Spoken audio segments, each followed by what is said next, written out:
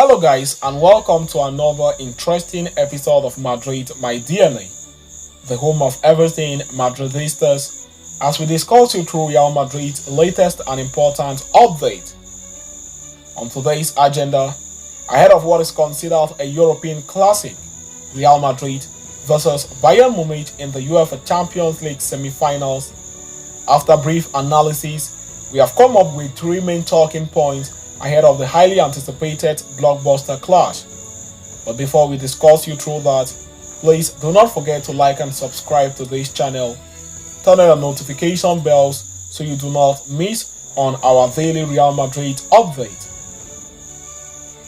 After overcoming the seemingly never-ending 120 minutes against Manchester City at the Etihad Stadium, Real Madrid will play in the semi-finals of the UEFA Champions League over two legs in the coming weeks. The first of the two installments is set to kick off at the Allianz Arena and sees Los Blancos pitted against the German Kings Bayern Munich. Thomas Tuchel's side qualified for the Final Four after a tight 3-2 win over Premier League contenders Arsenal in the last round, thus setting up a blockbuster clash against Carlo Ancelotti's Real Madrid. In many ways, the two legs between the European giants will decide the favorite to take the title home. The men in white have a stunning record against the Germans in the recent decade and have not lost to them in the UEFA Champions League since 2012. So we are now bringing you three main talking points ahead of the highly anticipated clash Bayern Munich versus Real Madrid. The first one will be the same game plan.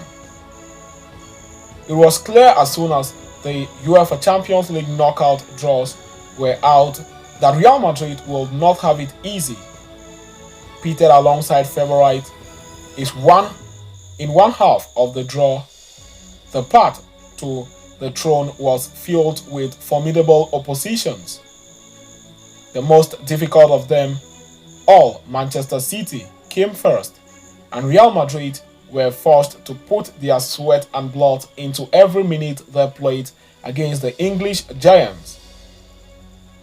Hard way at the Etihad, but it was clear throughout the game that the men in blue were the better and more attacking side, while Real Madrid were forced to leave off the occasional counter-attacks.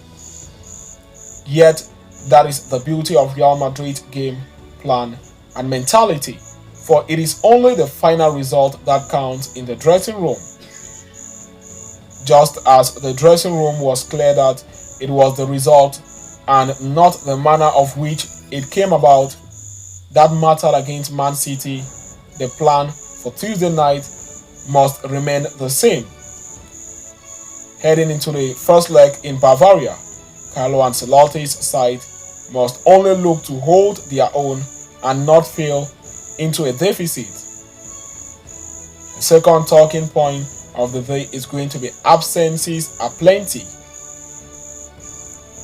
Ancelotti travels to Germany with a nearly completed squad at his disposal, but Thomas Tuchel's boast of a similar advantage heading into the biggest game of the season for his side cannot be made public. The German, after all, are missing several key stars throughout injury, hence their availability for the game against Real Madrid is under a cloud of doubt. Jamal Musiala, the Bavarian's most potent force in the final third, has missed the team's last two games through a tendon injury.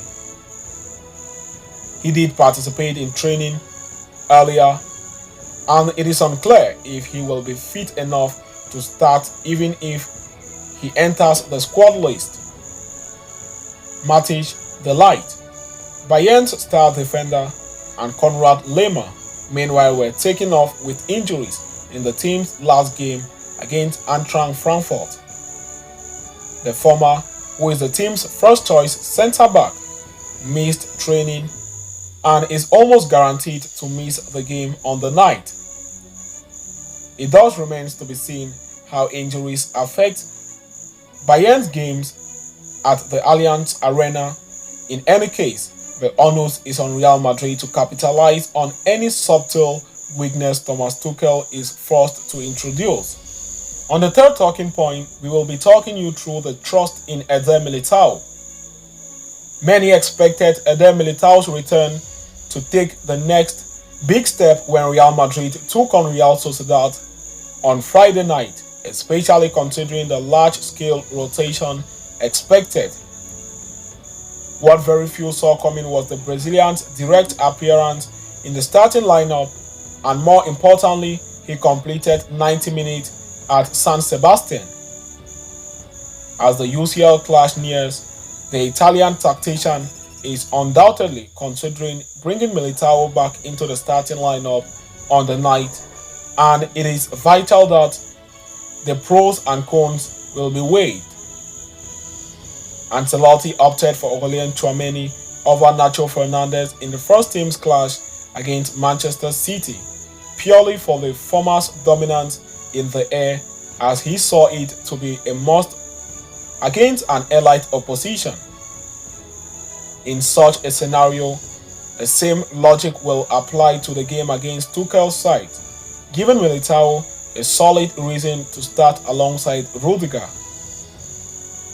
The one downside, however, lies in the Brazilian's fitness, for it is unclear if he is ready to play a Champions League semi-finals for 90 minutes and possesses the required match fitness. After all, the likes of Harry Kane, Leroy Sané, Serge Gnabry and Thomas Muller are capable of vicious counter-attacks, and 100% fitness will be a must for every player in white. Understand that heading into the clash, Real Madrid versus FC Barcelona is the most played game in the UEFA Champions League competition against any other two sides, and is considered a European classic.